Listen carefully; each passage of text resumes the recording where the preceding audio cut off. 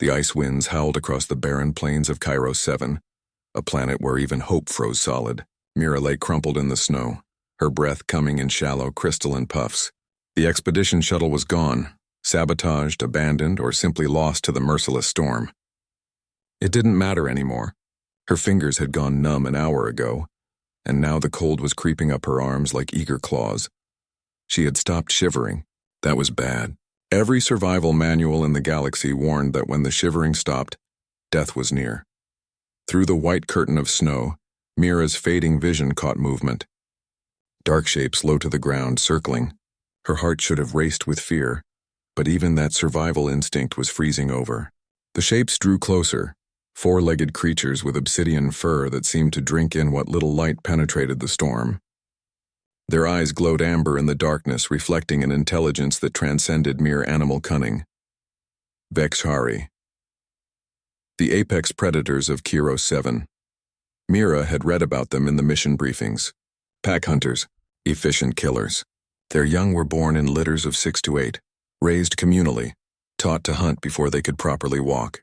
The adults stood as tall as earth horses, with retractable claws that could shred through reinforced steel. These were cubs, perhaps only months old, but already the size of wolves. Their curiosity overcame their caution as they approached the dying human. One cub, larger than the others and bearing a distinctive white stripe across its snout, nudged Mira's arm with its nose. She felt the touch as a distant pressure, nothing more. The cub, Threx, though Mira couldn't know his den name, tilted his head, studying her with those impossibly intelligent eyes. He had never seen a creature like this before. Two-legged, weak, with no fur to protect it from the cold. The strange being wore artificial skins, but they were inadequate.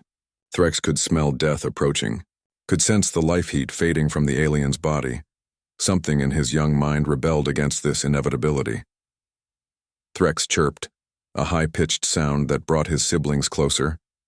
5 other cubs gathered around Mira's prone form, sniffing, investigating. One pawed at her jacket, another licked her face, tasting the salt of dried tears and the bitter tang of human fear.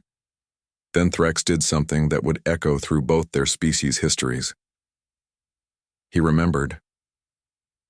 2 weeks ago, after a successful hunt, the adults had shown the cubs how to preserve meat for the lean times. They had used fire, that strange dancing light that provided warmth and transformed food. The elders had gathered the black rocks that burned when sparked, had shown the young ones how to create flames. Threx bounded away from Mira, his siblings watching in confusion. He returned moments later, dragging a chunk of coal-like mineral in his jaws, one of the combustible stones that dotted Cairo 7's surface. His siblings understood immediately, their pack mind synchronizing with his intent. They scattered across the frozen waste, disappearing into the storm, returning minutes later with more of the black stone. They arranged the chunks in a circle around Mira's body, working with a coordination that suggested something beyond instinct, a spark of sapience perhaps, or simply the desperate improvisation that crisis demands. Threx then did the impossible. He remembered watching the adults strike their claws against certain rocks to create sparks. His young claws were soft, not yet hardened for hunting, but he tried anyway. Once, twice, 3 times. A spark. It caught in the coal, smoking weakly. Threx huffed breath on it as he'd seen the elders do. The coal began to glow. His siblings joined him, their collective breath feeding the ember until flames erupted around Mira in a protective circle. The heat was immediate and fierce. The coal burned hot, hotter than wood, hotter than any earth fire. The flames pushed back the deadly cold, creating a bubble of warmth in the frozen hell. Mira's body responded before her mind did. Her shivering returned, violent, painful tremors that shook her entire frame. Pain shot through her fingers and toes as blood flow resumed. She gasped, drawing in air that no longer felt like knives in her lungs. Her eyes opened fully, focusing on the ring of predator cubs sitting just beyond the flames, watching her with those amber eyes. Waiting. What? Her voice cracked. Why? Threx chirped again, a sound almost like concern. The cubs remained, keeping vigil as the storm raged around them. Whenever the flames began to die, one would venture out into the blizzard and return with more coal, feeding the fire that kept the strange 2-legged creature alive. Hours passed. Mira's strength slowly returned. She fumbled in her jacket and found an emergency flare, useless for warmth but perhaps enough for a signal. She fired it into the sky, and its red light pierced the storm. The cubs startled but didn't flee. Threx moved closer to the fire, positioning himself between Mira and the darkness beyond. When the rescue shuttle finally appeared, its searchlights cutting through the snow, the human crew found an impossible scene.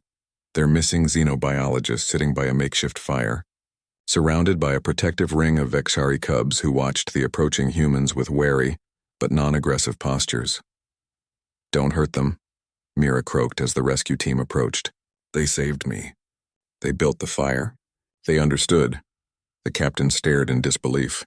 "Vexari are pre-sapient at best. They don't use tools." They do now," Mira interrupted, reaching out to touch Threx's head. The cub leaned into her palm, purring, a sound no Vexari had ever made for a human before. In that moment, on a frozen planet at the edge of explored space, two species touched minds.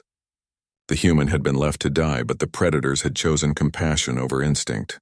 They had looked at a dying alien and seen not prey, but someone worth saving. Threx and his siblings watched as the humans carefully lifted Mira onto a stretcher. As the shuttle prepared to depart, Mira looked back at the cubs, at Threx especially, memorizing those amber eyes. "Thank you," she whispered into the wind. Threx chirped once more, a sound that might have been farewell, or might have been promise. The fire still burned as the shuttle lifted away, a beacon of warmth in the frozen wastes, a testament to the moment when predator cubs learned mercy, and a dying human learned that intelligence and compassion weren't uniquely human traits after all. Some things transcend species. Some bonds form in fire and ice in the desperate margins between life and death. And some stories begin not with humanity proving its superiority, but with humanity learning humility from the most unexpected teachers. The galaxy would never quite be the same.